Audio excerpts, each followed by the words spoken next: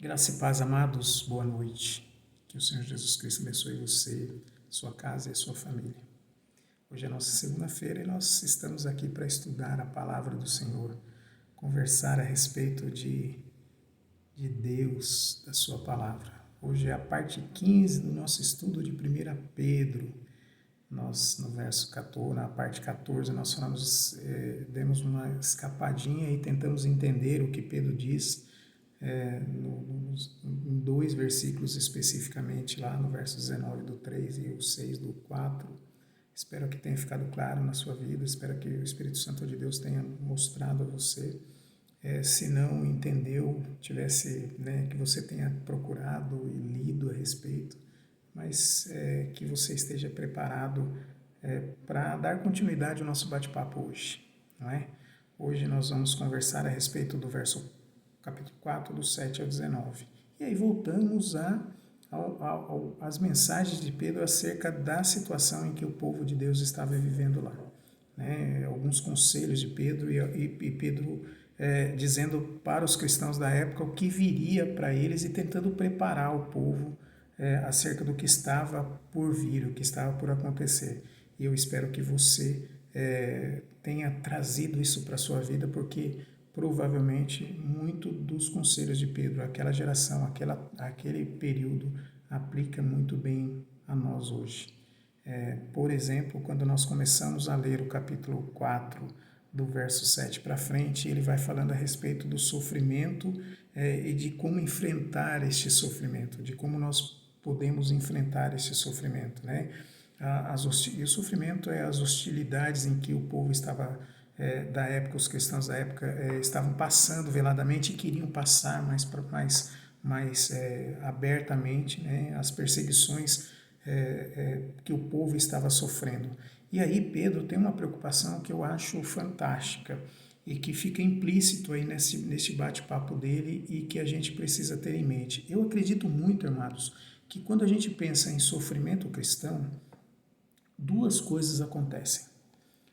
A primeira é que, diante do sofrimento, alguns cristãos, ou considerados cristãos, se afugentam, se escondem.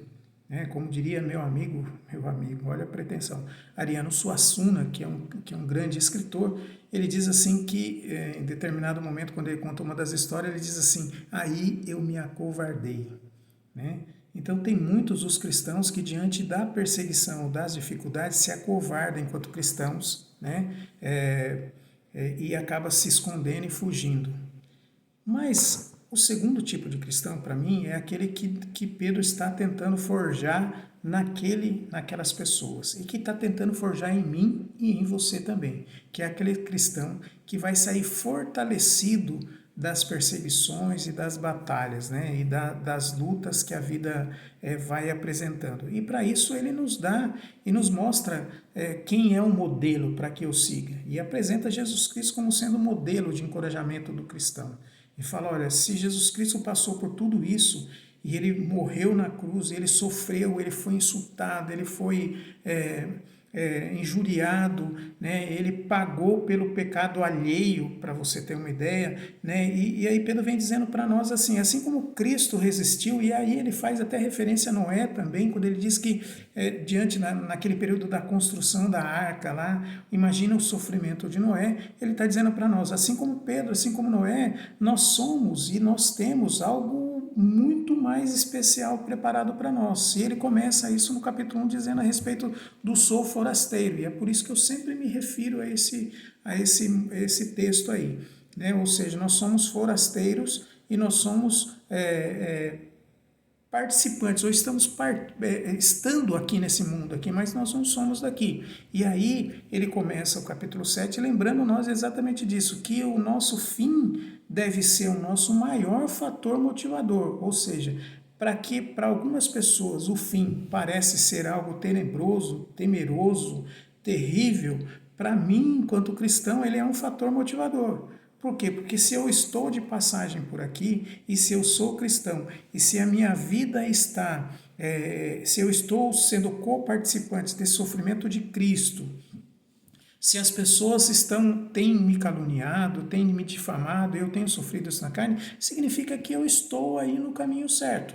E ele diz para você assim, olha, não desanime, né? Não se entregue, né? Vai atrás, continua persistente, busque, porque... e ele apresenta Jesus Cristo no fim, na morte da cruz do Calvário dele, né, a glória em que ele teve, ou seja, ele voltou ao Pai, está sentado à destra de Deus Pai Todo-Poderoso, não é assim que o texto da palavra diz? E a referência que ele faz a Noé da mesma forma, né, ele passou por todo aquele sofrimento, mas o fim dele foi que ele foi salvo lá na arca, ele e a família dele foram salvos na arca. Ele está dizendo para mim, ó, se resistir, ser forte, né, seja corajoso, você vai ter, vai passar por grandes dificuldades, mas essas dificuldades tendem a fortalecer você. Por quê? Porque o seu pensamento tem que estar lá no final, né? O meu pensamento e o seu pensamento tem que estar lá no final, né? Ou seja, naquilo que as pessoas têm o maior medo, na verdade aquilo que deve ser o meu e o seu fator motivador. E aí é por isso que ele pega tanto no pé dos cristãos e dizendo o seguinte, olha, essa que seja a única maneira ou a única coisa que seja... que as pessoas olhem para você e digam assim, olha, ele está passando por isso, ou nós estamos fazendo isso para ele, simplesmente porque ele é cristão. Né? E o texto vai dizer agora, mais para frente aqui, ele vai dizer em um determinado versículo aqui, dizendo que seja esse o meu julgamento, que seja esse por isso que eu estou sofrendo, e não porque eu ser um ladrão, ser um salteador, um roubador, mas porque eu seja um cristão. E isso deve ser aquilo que seja a única coisa pela qual eu esteja sofrendo, não é? E aí ele diz que para mim, se eu efetivamente estiver seguindo o modelo de Cristo, se esse sofrimento estiver me fortalecendo, eu tenho que ter algumas atitudes. E ele lista algumas atitudes a partir do verso 7 também, até o verso 11, que eu devo ter. Por exemplo, a oração sincera, a oração, não aquela oração vaga, mas uma oração de um cristão determinado, de um cristão participante do corpo de Cristo, de um cristão que sabe que esse sofrimento tende a fortalecer a ele, né? Então, é uma oração com muita sabedoria. Ele fala a respeito do amor, da necessidade que eu tenho de amar. Ele vai dizendo lá, se você olhar os nossos bate-papo passado, nós falamos bastante acerca dessa questão do amor que nós devemos ter às outras pessoas, e este amor deve nos motivar a fazer o bem às outras pessoas. E eu fazendo bem às outras pessoas, as pessoas vão olhar para mim e vão se identificar com um cristão, né? E aí ele fala, descendo ainda dessas atitudes cristãs, acerca da hospitalidade, né? E eu entendo essa hospitalidade muito diretamente ligada ao serviço que ele cita também no final do verso do capítulo aí do 7 ao 11, em que ele fala que nós temos que servir ao outro. E aí a hospitalidade para mim, ela é muito mais do que estar abrindo a sua casa para receber alguém que precisa, né? Ou a tua igreja, você está recebendo alguém que está visitando, mas para mim, talvez a grande chave dessa hospitalidade seja disposição. É a disposição de você estar recebendo, né? Ou seja, de você estar disponível. Se eu preciso servir o outro, né, com os meus dons, com os meus talentos, com tudo que eu tenho, que Deus me deu, eu tenho que estar disposto a fazer isso, eu tenho que estar receptível a isso. E aí é o verso do verso 7 ao verso 11, ou seja, essas são as características daqueles cristãos verdadeiros. E aí ele tenta trazer o povo nesta direção e dizendo, olha, se você se mantiver aí, o teu sofrimento é parecido com o sofrimento de Cristo, é parecido com o sofrimento de Noé, e portanto as consequências serão as mesmas de Cristo e a de Noé, não é? Então pense nisso, amado, pense nessa condição que você tem. Se você está passando por um momento difícil, pense nessa condição, né? O verso 12 começa a falar e nos preparar e nos mostra acerca de dificuldades que nós vamos encontrar. Como eu entendo que o verso 12, ele está dando continuidade a respeito daquilo que Pedro está se referindo, ainda que alguns estudiosos digam que ele pode fazer referência aos cristãos mortos no período em que Roma foi colocado fogo em Roma e que Nero colocou a culpa nos cristãos, e aí as pessoas, lembra que a gente conversou acerca disso? Ou seja, ainda que essa seja a situação, eu quero crer que este fogo a que ele está falando seja as injustiças que os cristãos estão sofrendo, né? E é por isso que ele fala assim, ó, não seja ladrão, não seja malfeitor, não queira mal às outras pessoas, né? Não se intrometa nos negócios dos outros. E ele vai dando algumas características que eu não posso ter enquanto cristão, né? Para que provavelmente as pessoas, ao me julgarem, né, tenham apenas e tão somente o fato de eu ser cristão, né? E aí invalide essa ideia dele, como nós falamos nos versículos anteriores, no bate-papo anterior, acaba invalidando essa situação, porque só resta as pessoas que me acusam me acusarem de ser cristão. Mas as minhas atitudes são atitudes boas, porque eu quero amar, eu amo as outras pessoas, eu faço bem às outras pessoas, né? E eu estou sendo perseguido por isso. Mas aí ele fala assim, olha, se você estiver sendo perseguido por isso, e aí ele faz até referência lá no Sermão da Montanha, quando ele fala de que bem-aventurados que sofrem são perseguidos, né? Então, assim, ele está dizendo o seguinte, olha, se vocês são perseguidos, se vocês são sofrimentos, e você está sofrendo por ser cristão, fique feliz por isso. Não se entristeça, não se abata, não se amargure por isso, não é? Porque você, sendo coparticipantes, como eu havia dito, você está no caminho certo, você está na direção correta daquilo que Deus espera de você, não é? E aí ele deixa claro o seguinte, olha, pense no seguinte, se a situação está difícil, se você acha que as pessoas estão te perseguindo, isso tem causado alguma dor em você, lembre-se que Cristo nos libertou através da morte dele na cruz do Calvário, do sofrimento dele lá, né? E nos tornou justos através daquela morte de Cristo na cruz do Calvário, não pelos nossos próprios méritos, mas pela morte de Cristo da cruz do Calvário. E lá no verso 18 ele fala assim, imagina, se para as pessoas, né, serem salvas, para os cristãos serem salvos, há uma dificuldade por conta do nosso pecado, tente imaginar a vida do ímpio. E aí ele diz exatamente isso para mim. Olha, hajam, para mim e para você, hajam. Né? Entendo que esse sofrimento, na verdade, é passageiro e que a tua visão tem que ser muito maior. Né? Ou seja, você tem que ser coparticipante, você é coparticipante do sofrimento de Cristo. E coparticipante, para mim, significa que você está ligado. Né? Ainda que a minha parte desse coparticipante seja infinitamente menor. Né? A gente pensa mais ou menos da seguinte forma. Vou dar um exemplo para os irmãos entenderem. Né? Minha esposa acorda todos os dias às 5 horas da manhã. Né? Todos os dias às 5 horas da manhã. E ela chega à tarde, ela trabalha 13, 14 horas, chega à tarde, ela está totalmente cansada. E aí um dia desse, meu filho precisou que eu fosse levar ele lá em São Paulo, deixou o caminhão dele lá em São Paulo, e eu precisou que eu levasse ele em São Paulo, mas tinha que ser cedinho. Acordei às 5 horas da manhã. Fiquei estragado o dia. Mas foi um dia só. Não é? O que eu quero dizer com isso, amados? Que o nosso sofrimento, comparado ao sofrimento de Cristo Jesus na cruz do Calvário, é nada. É pequeno. É menor. Não é? É menor. É pequenininho.